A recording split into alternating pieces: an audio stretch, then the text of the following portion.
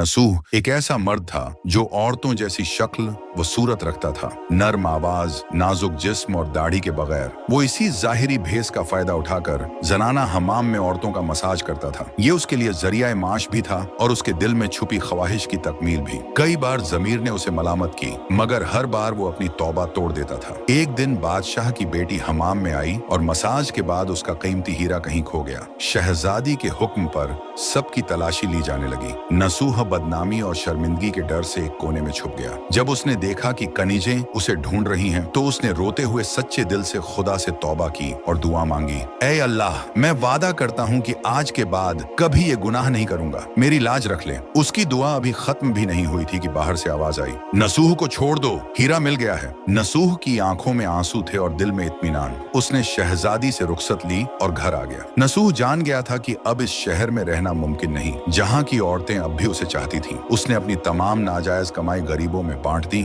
और शहर छोड़कर एक वीरान पहाड़ी पर चला गया। वहाँ वो अल्लाह की इबादत में मशगूल हो गया। एक दिन उसे एक भैंस नजर आई जो घास चर रही थी। उसने सोचा कि ये किसी चरवाहे की होगी और जब तक उसका मालिक न आए वो इसकी देखभाल करेगा। कुछ दिन बाद एक तिजारती काफिला रास्ता भूलकर वहाँ पहुंचा। प्यास की शिद्दत से निढाल ताजिरों को नसूह ने अपनी भैंस का दूध पिलाया और सबको सैराब कर दिया। नसूह के अच्छे अखलाकन से मुतासिर होकर ताजिरों ने जाते हुए उसे बहुत सारा माल बतौर तोहफा दिया। नसूह ने इन पैसों से वहाँ एक कुआं खुदवा दिया। आहिस्ता आहिस्ता उस कुएं के इर्द गिर्द लोग बसने लगे और इमारतें बनने लगीं।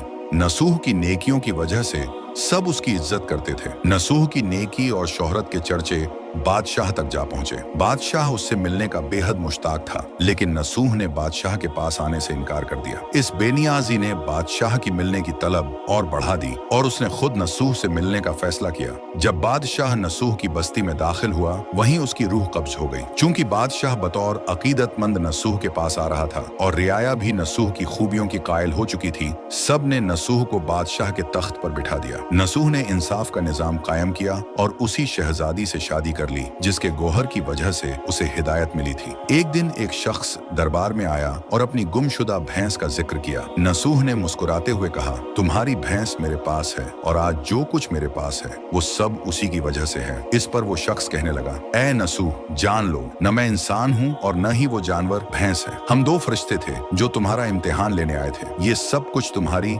सच्ची तौबा का नतीजा है। ये कहकर वो दोनों फरिश्ते नजरों से गायब हो गए। इसी वजह से सच्चे दिल से की गई तौबा को तौबा नसूह कहते हैं।